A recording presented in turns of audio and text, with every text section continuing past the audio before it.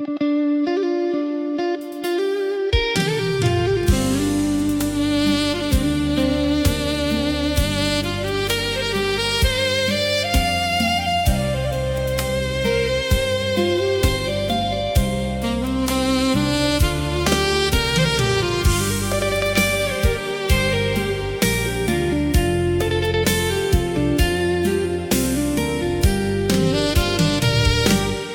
ើងឆ្លោះគ្នាជាទំលាប់ហើយមួយម៉ោងក្រោយក៏ត្រូវគ្នាវិញមិនដែលដល់ថ្នាក់ត្រូវប្រេះឆាតែលើកនេះស្លុតចិត្តមែនទេមិនមែនដូចមុនទេណាដឹងទេថាបងខ្វល់ណាស់ថ្លៃមួយជំហានឈានទៀតដល់គោលដៅហេតុអ្វីត្រូវចែកភ្លើងត្រឹមនឹងធ្លាប់ស្រមៃធ្លាប់ដាក់ផ្ទៃរំពឹងពួកយើងនឹងមិនលែងដៃគ្នាទៅណាបាត់ទៅបងរងចាំភ្លឺគ្រប់វេលាគិតពីអូនគ្មានស្បែក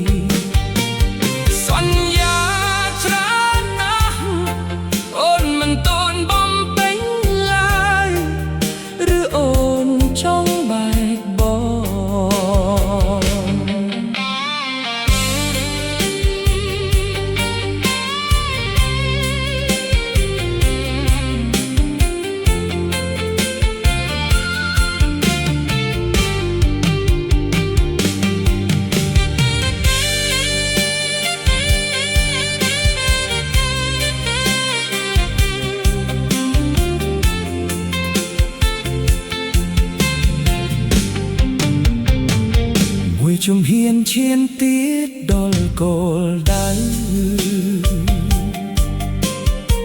ហេតុអ្វីត្រូវចែកភ្លើងត្រឹមនឹងធ្លាប់ស្រមៃធ្លាប់ដាក់ផ្ទៃរំពឹងពួកយើងនឹងមិនលែងដៃគ្នាទៅណាបាត់បងរងចាំភ្លឺគ្រប់វេលាខួរក្បាលលែងដល់ការងារគិតពីអូនគ្មានស្បែកសន្យាច្រើនណាស់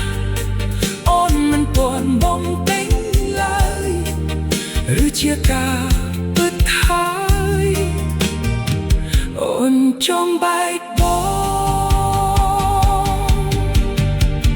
យើងឆ្លោះគ្នាជាទំលាប់ហើយ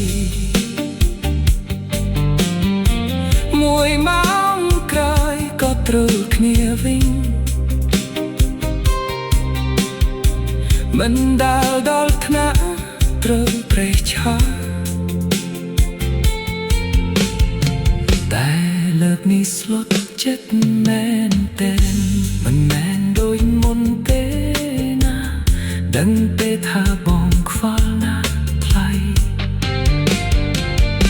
ទោះវាបងស្លាប់ក៏បងមិនអាចជឿដែរថាអូនអស់ចិត្តព្រួលប្រែមិនក្បែរអ្នកថ្មីរងងខ្លួនឯងអូនក្រងពេកខឹងមួយពេលយ៉ាងយូរត្រឹមពេលខ្លីក៏លែង